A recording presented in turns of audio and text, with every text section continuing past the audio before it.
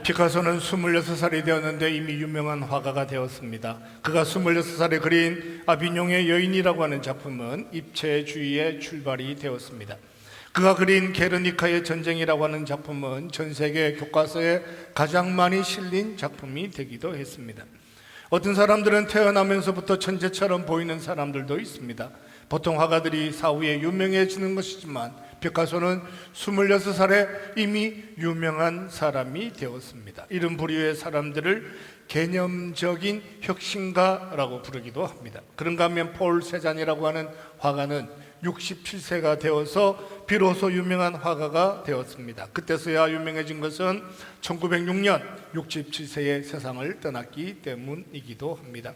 그는 평생을 픽트아르라고 하는 산을 그렸습니다. 산을 그리는 동안 드디어 67세가 되었는데 산의 그림의 완성도를 경험하게 되었다라고 하는 거예요.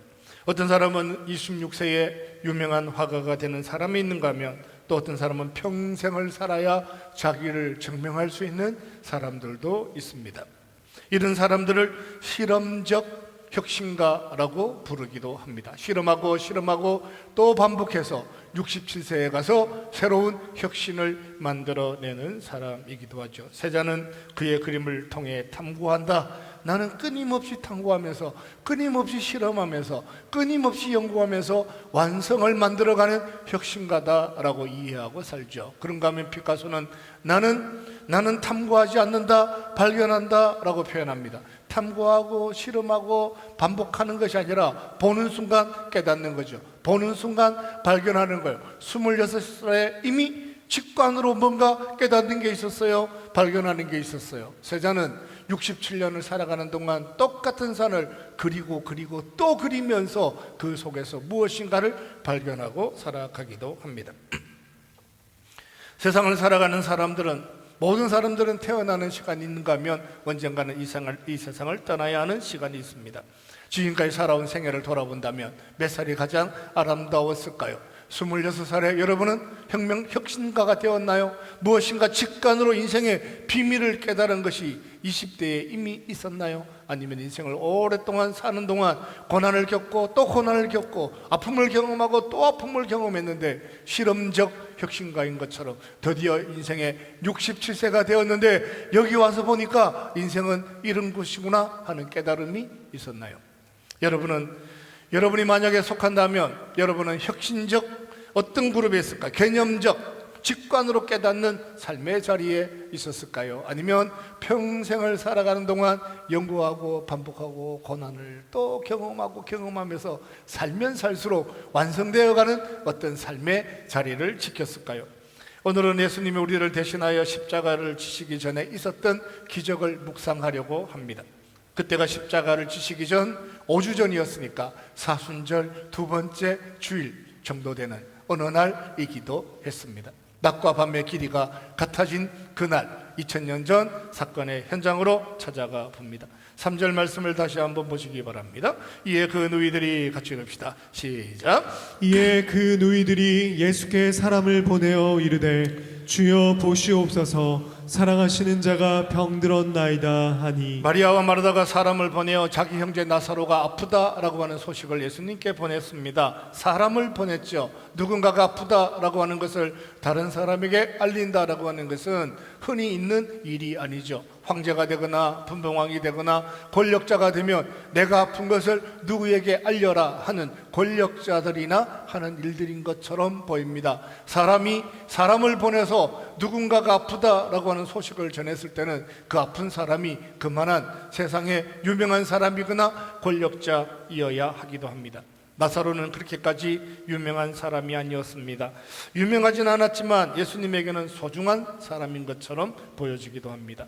예수님은 사역하시는 동안 누군가로부터 보내온 사람을 만난 적이 없죠. 실제적으로 자기 제자들을 누구에겐가 보내어 무엇인가를 설명하라 하신 적도 없습니다. 요한의 제자들이 찾아와서 당신이 그분입니까? 오시는 이가 당신입니까? 라고 물었는데 예수님은 이사야의 글을 인용하셔서 내가 그다 라고 대답해 주셨습니다.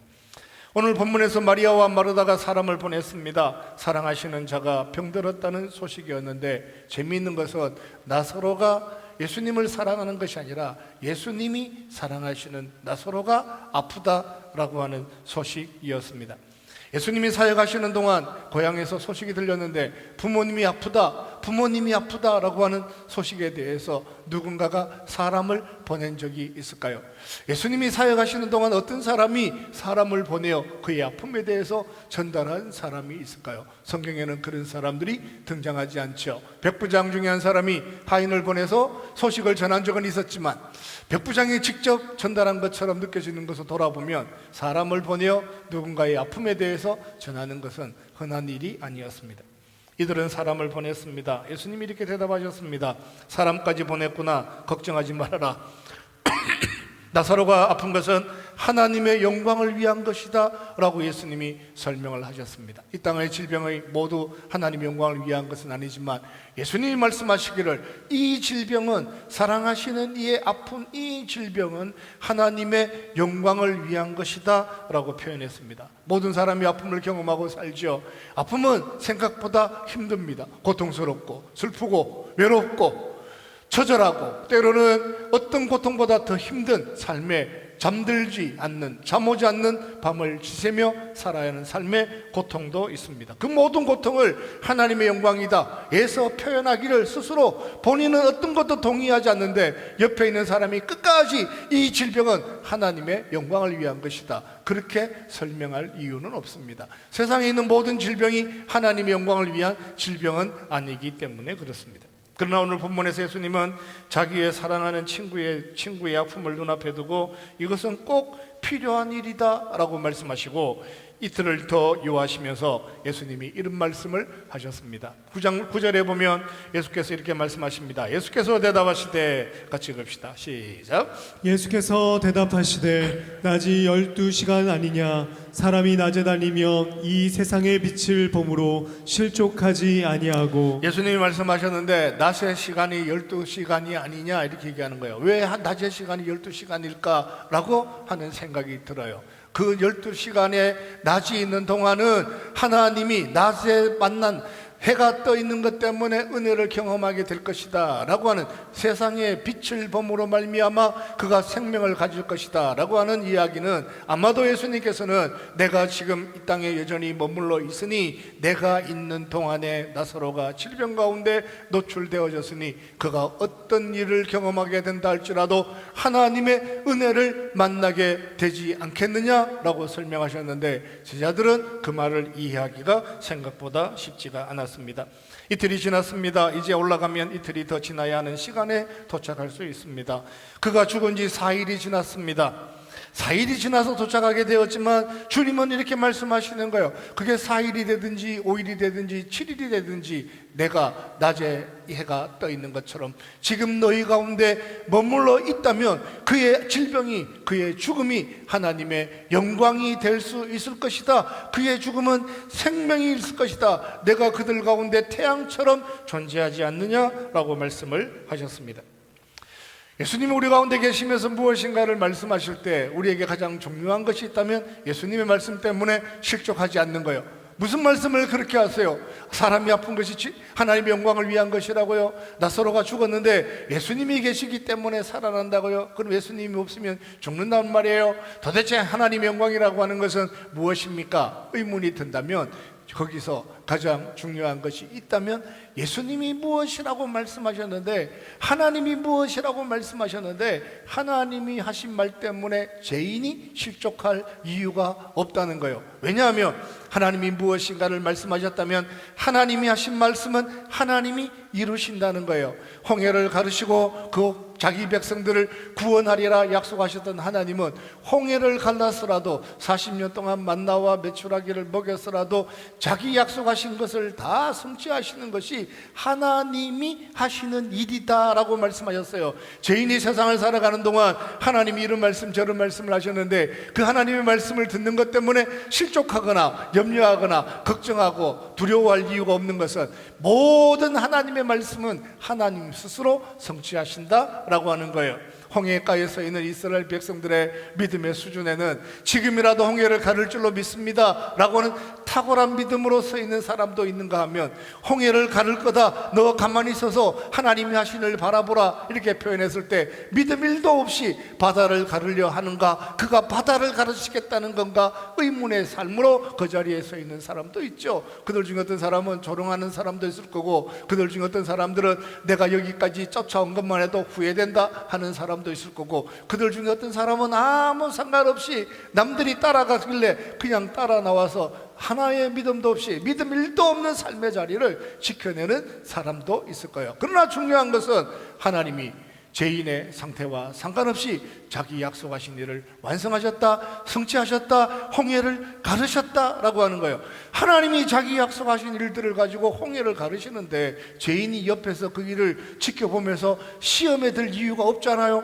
약속하신 일은 하나님이 성취하시는 거예요. 낮에 해가 있을 때 생명이 되리라 말씀하셨고, 그 이야기가 무슨 이야기인지 이해하기 어려운 건 사실이지만 적어도 하나님이 무엇인가를 말씀하셨다면 그 일은 하나님이 이루실 것에 대하여 믿음으로 살아가는 것이 죄인이 세상을 살아가는 삶의 방식이다 라고 말씀하시는 거예요. 사랑하는 성도 여러분, 하나님이 말씀하시는 것 때문에 실족하지 않는 믿음의 사람들이 될 수 있기를 주님의 이름으로 축원합니다. 옆에 분들과 축복합시다. 사랑합니다. 축복합니다. 당신은 복받은 사람입니다. 확신하건대 그리스도 안에서 복받은 사람이에요. 이해를 하면 어떤 이해를 하겠어요? 알면 어떤 걸 알겠어요? 네? 방정식을 이해합니까? 미분을 이해해요? 적분을 이해해요? 이렇게 생각하는 거예요. 사과는 떨어지는데 저기 떠 있는 달은 왜 안 떨어질까? 내가 생각할 때 사과보다 달이 몇백 배나 더 무거울 것 같은데 사과는 떨어지는데 그 달은 왜 안 떨어질까요? 사람들은 스스로 생각하는 거예요. 자기가 이해하면 믿을 거라고, 자기가 받아들여지면 믿을 거라고, 마음에 감동이 되면 믿겠다고 이렇게 표현하는 사람도 있어요. 그 감동은요, 이상한 감동이에요. 노래 하나를 불렀는데 감동이에요. 어머님의 손을 놓고 뒤를 돌아서는데 울었다 그러니까 자기도 막 눈물이 날라 그러는 거예요. 그런데 하나님의 말씀을 읽고 단 한 번 눈물 흘려본 적이 없어요. 찬송가를 부르는데 예수 어린 양 존귀한 이름을 찬양하는데 그 피가 내 죄를 대신하여 흘리신 예수님의 피라고 하는 사실이 감동이 안 되는 그 감동, 언제쯤 감동을 할까요? 방정식조차도 이해되지 못했지만 평생을 살았는데, 더하기 곱하기 나누기도 잘 안 되는 그 지성으로, 무너진 지성으로 평생을 살았는데 오늘 여기 앉아서 하나님이 하신 일들에 대해서 믿음으로 살아가는 것, 의지박약하여 결단할 때마다 절단나는, 원래는 이렇게 살아야지 1월 달에 결단한 거 3월 달까지 지켜본 적이 없는 이상한 삶을 살았음에도 불구하고 오늘 이 자리에 앉아서 하나님이 하신 일들에 대하여 꿈꾸고 살아가는 것, 믿음 안에 부르심 받은 사람들만이 누리는 영적인 행복인 줄로 믿습니다. 사랑하는 성도 여러분, 우리의 상태와 상관없이, 죄인의 상태와 상관없이 기적을 만드시는 하나님을 붙잡으시기를 주님의 이름으로 축원합니다. 여러분 생각해 보세요. 우리가 다 믿으면 하나님 일하시겠어요? 모든 사람이 믿으면 그때 오신다, 말이 안 되는 거죠. 예수님 다시 오신다 그랬어요. 언제 오세요? 그분이 정하신 때에 오는 거예요. 사람이 다 믿었기 때문에 오고, 사람이 다 안 믿었기 때문에 안 오고, 어떤 사람은 믿고 어떤 사람은 안 믿고, 어떤 사람은 여전히 믿고 어떤 사람은 조롱하고, 어떤 사회, 죄인의 어떤 상태가 될런지는 알지 못하지만 하나님이 말씀하시는 것은 하나님이 이루신다고요. 그게 믿음이라고요. 하나님의 영광이 무엇인지 정확하게 아직은 잘 모르겠어요. 그렇지만 오늘 하나님께 우리가 믿음으로 참여하는 것은 그가, 예수님이 하나님의 영광을 완성하리라 말씀하셨으니 그가 이루실 일들에 대해서 믿음으로 살아가는 거죠. 때로는 잘 이해가 되지 않는 말씀을 들었다 할지라도 낙심하지 않는 것은 하나님 언제나 자기 하신 모든 말씀들을 완성하시기 때문에 그렇습니다. 성취하시는 하나님을 믿음으로 살아가는 것, 우리 인생에는 인내라고 표현하기도 합니다. 이 말씀이 무슨 말씀인지 잘 모르겠지만 더 중요한 것은, 이 말씀이 무슨 말씀인지 잘 모르겠지만 더 중요한 것은 잘 모르기 때문에 믿음으로 참여하고 살아가는 것이 우리의 삶의 현장이라고 말씀하셨습니다. 오늘 아침 해 뜨는 시간이 6시 42분이었습니다. 그리고 오늘 해가 지는 시간이 6시 40분입니다. 낮에 시간이 12시간 되는 그 어느 날 예수님은 그의 사랑하시는 사람 나사로의 삶에 찾아가셔서 죽음을 생명으로 만들어 내셨습니다. 사랑하는 형제자매 여러분, 하나님이 하신 모든 일에 믿음으로 참여하고 살아갈 수 있는 예수 그리스도의 제자가 되시기를 주님의 이름으로 축원합니다. 믿었는데 이루어지셨습니다. 덜 믿었는데 이루어지셨습니다. 믿음 하나 없을 때도 하나님은 우리를 사랑하셨습니다. 우리가 아직 죄인 되었을 때에, 예수 그리스도에 대해서는 손톱만큼도 모를 때, 교회라고 하는 것은 생각해 본 적도 없을 때, 어쩌면 돌을 들어서 교회 유리창을 깨고 살았을 그때에도 하나님은 우리를 사랑하셔서 그의 백성 삼으시기를 원하고, 누군가의 가슴 속에 태신자로 품게 하시고, 누군가는 그를 위하여 기도하게 하시고, 자기 약속하신 것을 반드시 이루시는 하나님의 은혜 때문에 우리가 이 자리에 앉아 있는 거예요. 내가 손들었기 때문에 여기 있다고요? 내가 결단했기 때문에 여기 있다고요? 아직 하나님의 은혜가 뭔지를 잘 모르는 거예요. 하나님은 죄인의 상태와 상관없이 자기 약속하신 모든 것들을 성취하시는 하나님이시다라고 말씀하셨습니다. 그 하나님의 은혜에 대해서 말하다가 이렇게 반응했습니다. 27절, 이르되 주여, 같이 읽읍시다. 시작. 이르되 주여 그러하외다. 주는 그리스도시요 세상에 오시는 하나님의 아들이신 줄 내가 믿나이다. 예수님이 이제 동네 안으로 들어오고 계십니다. 동네 안에 들어온 게 아니라 아직 들어오고 계시는데, 뛰어나가서 예수님을 맞이한 사람이 마르다입니다. 마르다에 대한 편견을 가지신 분들은 오늘 본문을 보면서 마르다가 어떤 믿음의 삶을 살았는지를 다시 진지하게 돌아볼 필요가 있습니다. 마르다가 무엇이라고 말씀하시냐면, 무엇라고 고백하냐면, 주는 그리스도시요 살아계신 하나님의 아들이십니다. 당신은 구원자이십니다. 당신은 하나님의, 살아계신 하나님의 아들이십니다 라고 고백을 하는 거예요. 이 고백이 기가 막히는 것은 아직 나사로는 죽음 가운데 있습니다. 나사로가, 예수님이 나사로를 살리신 것은 11장 저 뒤에 가면 40절에서 살리잖아요. 40절에서 나사로가 죽은 자 가운데서 나와요. 근데 오늘 본문 27절에서 마르다가 뭐라 그러냐면, 주는 그리스도시요 살아계신 하나님의 아들이십니다. 나사로가 살아나는 것을 보고, 야, 나흘 만에 사람이 죽었다가 살아나다니 기적 같은 일이다. 당신은 하나님 아들이십니다 표현하는 것이 아니라, 아직 그 일들이 이루어지기 전에 마르다가 동네 바깥으로 뛰어나가서 예수님을 붙잡았는데, 주는 그리스도시요 살아계신 하나님의 아들이심을 고백하고 살아갑니다. 히브리서는 가장 행복한 사람을 보지 못하고 믿는 사람들이라고 말씀했습니다. 보지 못하고 믿는 것은, 믿음은 증거다, 또 다른 삶의 은혜다 라고 선포합니다. 보고 믿는 것보다 더 복된 것이 있다면 그가 이루실 일들에 대하여, 아직 재림을 만나지는 못했지만 그가 이루실 일들에 대하여 끊임없이 소망하고 살아가는 것이 믿음이었습니다. 마르다는 모든 것을 알고 있죠. 그의 형제 오라버니가 어떻게 아팠는지, 어떻게 죽었는지, 죽은 지가 어떻게 사흘이 되었는지, 우리 모두가 어떤 고통을 경험했는지, 예수님 왜 이틀이나 더 유하셨나요? 오신다면 빨리 오시지 왜 지금 오시나요? 지금 마음속에 어떤 이야기를 할 수 있다면 그보다 훨씬 더 많은 이야기를 할 수도 있는 그런 삶의 자리에서 마르다가 뭐라고 표현하냐 하면, 그 모든 일들을 뒤로하고 주는 그리스도시요 살아계신 하나님의 아들이심을 고백합니다.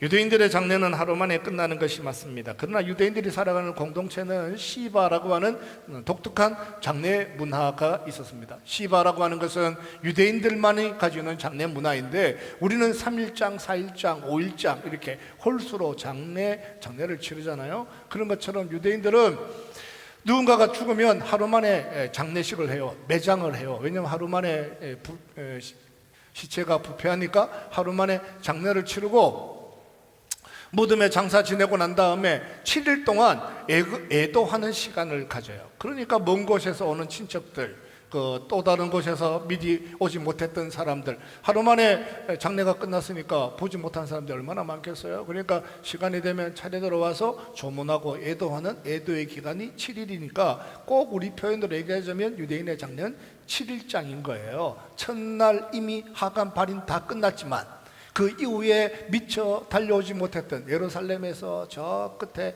헤브론 골짜기에서 오는 사람들, 따지고 보면 사흘 만에 도착하고 일주일 만에 도착하는 사람들을 하나하나 다 조문하다가 보면 7일의 시간을 가지고 세수도 안 하고 얼굴을 씻지도 않고 거울을 보지 않으면서 말을 하지 않고 침묵하면서 애도하는 시간을 가졌죠. 누군가가 말을 시키기 전에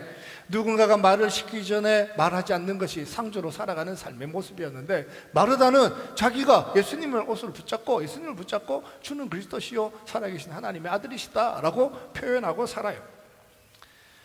예수님이 4일 만에 그 집에 도착한 것은 보편적 장례 예식에서는 상식입니다. 7일 동안 계속 장례가 조문하는 애도하는 시간이 있으니까 4일 정도면 그렇게 되게 늦게 도착한 건 아니죠. 마르다가 집을 뛰쳐나와 동네 입구에서 예수님을 만났습니다. 그는 전통을 뛰어넘어서 새로운 혁신에 대해서 예수 그리스도를 붙잡으면 주는 그리스도시요 살아계신 하나님의 아들이심을 믿으면 지금 당장 어떤 것인지 모르지만 그가 우리를 위하여 무엇인가 일하실 것에 대하여 꿈꾸는 혁신가이기도 했습니다. 마리아는 집에서 머물러 있는 사람이었습니다.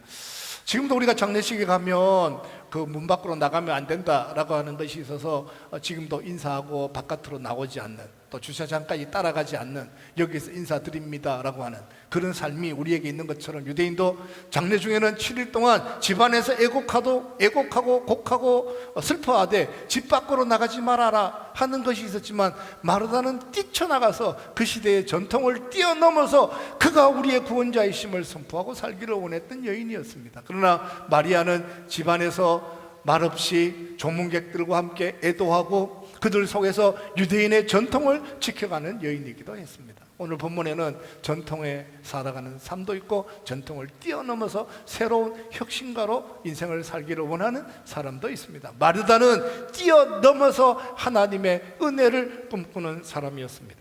7일 동안 조문하는 것보다 더 귀한 것이 있었는데, 7일 동안 조문하는 것보다 더 귀한 것이 있었는데, 그것은 하나님의 아들, 그분이 이 죽음을 하나님의 영광을 위한 것이다 라고 말씀하셨다라고 하는 사실입니다. 그가 표현하기를 이 질병은 하나님의 영광을 위한 것이다 라고 얘기하고, 이 죽음은 하나님의 영광을 위한 것이다 라고 했다면, 그가 이루실 일들에 대하여 소망하고 살아가는 것이 마르다의 소원이기도 했습니다. 주님은 나사로의 집에 조문객으로 참여하고 있는 수많은 유대인들과 함께 나사로의 무덤 앞에 섰습니다. 4일째 되는 날이죠. 그냥 나와라 말씀하지 않고, 아버지여, 하늘에 있는 모든 권세로, 아버지의 아들에게 허락하신 모든 권세로 명하노니 나사로야 나와라 외쳤던 그 예수님의 외침, 하나님의 모든 권세의 능력 앞에 나사로가 산자로 돌아오게 되었습니다. 그때가 약 5주 전이었고, 예수님이 십자가를 지시기 전 4주 전이었고, 사순절 둘째 주일이었고, 낮과 밤의 길이가 같은 그 어느 날 2000년 전 예수님은 한 사람의 영혼을 살려내시고 죽은 자 가운데서 생명을 만들어내시면서, 죽은 자 가운데 누가 살아난 것처럼 인자도 십자가를 에서 죽어야 하리라 말씀하셨습니다. 죽는 것도 십자가에서 죽어야 하리라 말씀하시고 그 속에서 살아나리라 말씀하셨는데, 만약에 죽은 자를 살려낼 수 없는 사람이 죽는다라고 하는 것은 받아들이기 쉬운 이야기죠. 하늘의 모든 권세로 죽은 자도 살려내셨던 그분이 우리 모든 죄를 대신하여 십자가에 죽으신다라고 하는 것은 제자들에게 충격이었고 우리에게는 은혜이기도 했습니다. 우리는 나사로가 다시 살아난 것을 부활이라고 표현하지 않습니다. 그것은 기적입니다. 그것은 표적입니다. 그것은 말로 감당할 수 없는 삶의 놀라운 은혜이기도 합니다. 그러나 그가 부활일 수 없는 것은 예수 그리스도 그분만이 부활의 첫 번째 열매가 되어야 하기 때문에 그렇습니다. 사르밧 과부의 아들이 죽었다가 살아났습니다. 그것을 부활이라고 표현하지 않습니다. 회당장의 딸이 죽었다가 살아났습니다. 그것을 부활이라고 말하지 않습니다. 부활은 그분이 십자가에 죽으시고 3일 만에 부활하시고 난 다음에 첫 번째가 열매를 맺으시고 난 다음에 그로 인하여 죽은 모든 자가 주 안에서 죽은 자들이 예수 그리스도의 이름으로 다시 살아나는 것을 성경은 부활이다 라고 말씀하셨습니다. 그가 십자가에 죽으심으로 부활하심으로 말미암아 부활의 첫 열매가 되심으로 말미암아 우리 모두가 그 부활에 참여하게 된 것은 하나님의 은혜였습니다. 사랑하는 성도 여러분, 예수 그리스도의 흔적을 따라서 언젠가 죽음 가운데서도 부활하게 하실 영광스러운 일들에 대하여 꿈꾸고 살아가는 믿음의 사람들이 되시기를 주님의 이름으로 축원합니다. 옆 사람하고 격려하고 축복합시다. 사랑합니다. 축복합니다. 예수님이 부활의 첫 번째 열매입니다.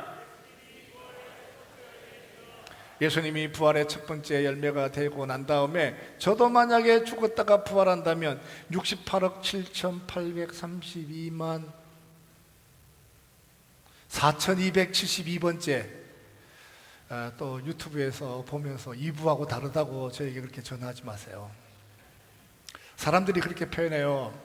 지금까지 인류에 구원받은 인구가 얼마쯤 될까? 아담으로부터 그것을 계산하는 사람들이 전체적으로 한 68억쯤 된다. 천국에 지금 올라가면 한 68억 정도가 거기 있을 거라고 계산하는 사람들이 있습니다. 그렇다면 저는 한 68억 얼마쯤 되지 않겠어요? 여러분은 그 중에 68억 얼마쯤 되겠죠? 우리는 믿음으로 살아요. 나사로가 다시 살아난 것을 부활이라고 말할 수 없는 것은 예수님이 부활의 첫 번째 열매가 되어야 하기 때문에 그렇습니다. 해와 달의 길이가 같아지는 날 주님은 죽은 자를 살려내셨습니다. 그가 사랑하시는 자의 죽음을 생명으로 만들어 주셨습니다. 사랑하는 성도 여러분, 그가 사랑하시는, 그의 사랑을 받는, 우리가 주님을 사랑하는 것보다 우리 모두는 주님의 사랑을 더 많이 받는, 주님이 사랑하시는 자로 세상을 살아갑니다. 여러분의 삶 속에서도 이런 기적을 경험하고 살아가는 믿음의 여정 될 수 있기를 주님의 이름으로 축원합니다. 그것은 우리 믿음의 상태에 가는 것이 아니라 그가 약속하셨기 때문에 이루실 은혜에 관한 것이다 라고 말씀하셨습니다. 마르다가 기적을 만난 것에 믿음으로 고백하고 살았던 것처럼 불가능한 것처럼 보이는 모든 두려움 앞에서 믿음으로 은혜를 구할 때마다 그는 우리를 살리시는 하나님이셨습니다. 마르다가 귀하고 아름다운 것은 살려내실 줄로 믿습니다. 4일이 지났지만 5일이 지났지만 이렇게 표현하지 않고 주는 그리스도시요 살아계신 하나님의 아들이십니다 라고 하는 것은 하나님께서 하시는 모든 일이 영광이 되는 줄로 믿습니다. 하나님이 하신 일들에 대하여 믿음으로 참여하는 거죠. 우리가 살아가는 삶은 내가 7시에 일어나고 싶다. 그럼 7시에 일어나면 되는 거예요. 6시에 일어나고 싶다. 6시에 일어나면 되는 거예요. 주여 7시에 일어나게 해 주옵소서. 기도하는 건 괜찮지만 7시에 일어나게 하실 줄로 믿습니다. 그것을 하나님께 맡길 이유는 없어요. 하나님은 자기 약속하신 것들을 모두를 지켜가시고 내 삶은 내가 살아가는 거죠. 7시에 일어나고 싶으면 7시에 일어나고, 대학을 지나가고 싶으면 대학을 지나가고, 대학에 지나가지 않고 요리를 배우고 싶다 그러면 요리를 배우고 살아가는 건 내가 결정하고 선택하는 거예요. 그러나 그 중요한 것은 주는 그리스도시요 살아계신 하나님의 아들이심을 고백할 때 그분이 하실 일들에 대하여 믿음을 놓쳐버리지 않는 것이 우리에게는 훨씬 더 중요하다라고 하는 거예요. 예수님은 죽은 자를 살려내셨습니다. 이 기적 같은 일들을 경험하면서도 많은 사람들이 하나님의 이름을 찬양하고 마르다와 마리아가 기절하는 그 삶의 자리에서도 전혀 엉뚱한 생각을 하는 사람들이 있었습니다. 50절은 이렇게 표현합니다. 50절, 한 사람이 백성을 위하여 같이 봅시다. 시작. 한 사람이 백성을 위하여 죽어서 온 민족이 망하지 않게 되는 것이 너에게 유익한 줄을 생각하지 아니하는도다 하였으니. 이 본문의 말씀은 그냥 읽어보면 꽤 괜찮은 말인 것처럼 느껴지기도 합니다. 한 사람이 죽어서 민족을 살릴 수 있다면 얼마나 좋을까, 대단한 생각이기도 합니다. 그런데 이 말씀은 누가 한 얘기냐면 수많은 사람들이 염려하고 걱정하고 나사로가 죽은 자 가운데 살아났다는 소식을 듣고 유대인들이 모였습니다. 바리새인들이 모였습니다. 사두개인들이 모였습니다. 그들이 모여서 스스로 협력하기를, 스스로 이렇게 얘기하는 거예요. 예수님이 죽은 자 가운데 살렸으니 그가 메시아가 아닐까. 그를 따르는 수많은 사람들이 폭동을 일으키고 난동을 일으킨다면 로마 때문에 우리 민족이 더 큰 압제를 받을 것 같으니, 그 때문에 그가 난동을 부려서 우리가 로마에 더 큰 압제를 받을 것 같으니 차라리 그 사람을 죽여서 우리 민족을 지켜내자라고 하는 것이 50절 대제사장 가야바가 유대인들 앞에서, 바리새인들 앞에서 이런 이야기를 했다는 거예요. 신기하잖아요. 똑같은 기적을 경험하고 똑같은 믿음을 경험하고 똑같은 하나님의 은혜를 경험하고 살았는데 어떤 사람은 그 일로 인하여 하나님이 하신 모든 일들에 찬양하고 예배하고 경배하고 살아가는 사람들이 있는가 하면 이참에 예수를 죽여서 우리 민족을 살려내자, 끊임없이 누군가를 죽여서 문제를 해결하자라고 하는 것이 율법의 태도잖아요. 어떤 사람을 희생해서 우리 문제를 해결하자, 누구를 제거해서 문제를 해결하자라고 하는 끊임없이 세상의 이야기, 세상의 역사는 무엇이냐? 누구를 죽여서 새로운 일들을 만들어내자라고 하는 것이 세상의 역사예요. 하나님은 늘 말씀하시기를 내가 너희 가운데 일하는 일들을 통해 믿음으로 살아라. 누군가를 희생하지 않아도 오직 그분만이 십자가의 죽으심으로 말미암아 그의 희생적 헌신을 통하여 너희 안에 구원을 이루실 하나님의 은혜에 대하여 사모하고 살아라. 그러나 너희 중에 누구라도 너네들이 돌 들고 사람 치지 말아라. 너네들이 사람 죽인 것으로 인하여 문제를 해결하려고 하지 말아라. 오직 어려움이 있다면, 고통이 있다면, 염려가 있고 걱정이 있다면 자기 아들을 십자가에 내어주시고 너희를 구원하시기를 원하셨던 하나님의 은혜를 붙잡고 살아라 말씀하셨습니다. 예수님의 해와 달의 길이가 같아지는 그날 나사로를 살리시고 이제 자기 길을 가시기로 작정하셨습니다. 5주 뒤에 그분은 십자가를 지시고 우리 모두를 위하여 피를 흘리시고 부활을 통하여 첫 번째 열매가 되어 주셨습니다. 나사로의 죽음은 하나님의 영광을 위한 것이었고 예수 그리스도의 죽음은 우리의 구원을 위한 그분의 희생이었다라고 말씀합니다. 예수님이 하시는 모든 일들 속에, 예수님이 말씀하시는 모든 말씀 안에서 그가 하신 일들을 통하여 우리에게 베푸신 은혜에 대하여, 긍휼에 대하여, 생명에 대하여 포기하지 아니하고 믿음으로 끝까지 반응하고 살아갈 수 있는 저와 여러분의 삶이 될 수 있기를 주님의 이름으로 축원합니다.